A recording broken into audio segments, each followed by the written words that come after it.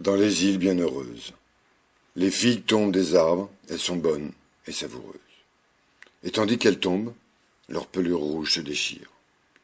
Je suis un vent du nord pour les figues mûres. Ainsi, semblables à des figues, ces enseignements tombent vers nous. Mes amis, prenez-en la saveur et la chair exquise. Autour de nous, c'est l'automne, et le ciel clair, et l'après-midi.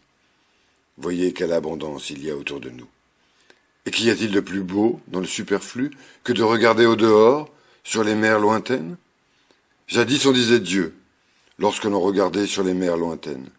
Mais maintenant, je vous ai appris à dire surhomme. Dieu est une conjecture. Mais je veux que votre conjecture n'aille pas plus loin que votre volonté créatrice. Sauriez-vous créer un Dieu? Ne me parlez donc plus de tous les dieux. Cependant, vous pourriez créer le surhomme.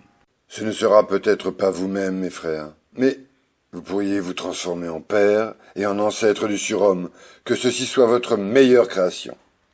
Dieu est une conjecture, mais je veux que votre conjecture soit limitée dans l'imaginable. Sauriez-vous imaginer un Dieu? Mais que ceci signifie, pour vous, la volonté du vrai, que tout soit transformé pour vous en ce que l'homme peut imaginer, voir et sentir? Votre imagination doit aller jusqu'à la limite de vos sens. Et ce que vous appeliez monde doit être d'abord créé par vous. Votre raison, votre imagination, votre volonté, votre amour doivent devenir votre monde même. Et vraiment, ce sera pour votre félicité, vous qui cherchez la connaissance. Et comment supporteriez-vous la vie sans cet espoir, vous qui cherchez la connaissance? Vous ne devriez être invétéré ni dans ce qui est incompréhensible, ni dans ce qui est irraisonnable. Mais je veux vous ouvrir entièrement mon cœur, ô mes amis. S'il existait des dieux, comment supporterais-je de n'être point Dieu? Donc, il n'y a point de Dieu. C'est moi qui ai tiré cette conséquence en vérité. Mais maintenant, elle me tire moi-même. Dieu est une conjecture. Mais qui donc absorberait sans en mourir tous les tourments de cette conjecture? Veut-on prendre sa foi au Créateur et à l'aigle son essor dans l'immensité?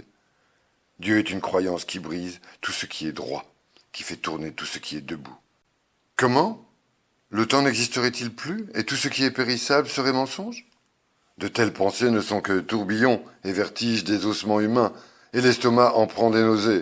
En vérité, de pareilles conjectures feraient avoir le tournis.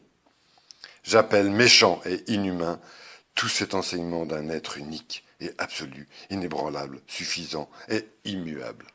Tout ce qui est immuable n'est que symbole, et les poètes mentent trop. Mais les meilleures paraboles doivent parler du temps et du devenir. Elles doivent être une louange et une justification de tout ce qui est périssable. Créer, c'est la grande délivrance de la douleur et l'allègement de la vie. Mais, afin que naisse le Créateur, il faut beaucoup de douleur et de métamorphose. Oui, il faut qu'il y ait dans votre vie beaucoup de morts amères, ô Créateur. Ainsi vous serez les défenseurs et les justificateurs de tout ce qui est périssable. Pour que le Créateur soit lui-même l'enfant qui renaît, il faut qu'il y ait la volonté de celle qui enfante, avec les douleurs de l'enfantement. En vérité, j'ai suivi mon chemin à travers 100 âmes, 100 berceaux et 100 douleurs de l'enfantement. Maintes fois j'ai pris congé, je connais les dernières heures qui brisent le cœur. Mais ainsi le veut ma volonté créatrice, ma destinée. Ou bien, pour parler plus franchement, c'est cette destinée que veut ma volonté. Tous mes sentiments souffrent en moi et sont prisonniers. Mais mon vouloir arrive toujours libérateur et messager de joie.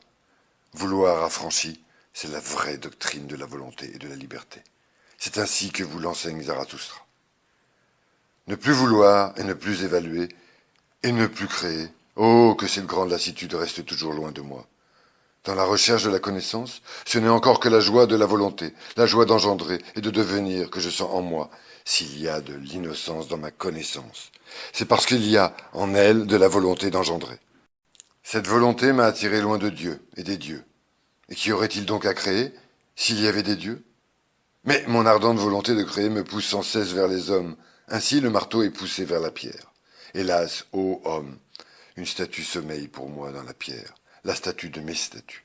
Hélas, pourquoi faut-il qu'elle dorme dans la pierre la plus affreuse et la plus dure? Maintenant mon marteau frappe cruellement contre cette prison. La pierre se morcelle, que m'importe? Je veux achever cette statue, car une ombre m'a visité. La chose la plus silencieuse et la plus légère est venue auprès de moi. La beauté du surhomme m'a visité comme une ombre. Hélas, mes frères, que m'importent encore les dieux. Ainsi parlait Zarathustra.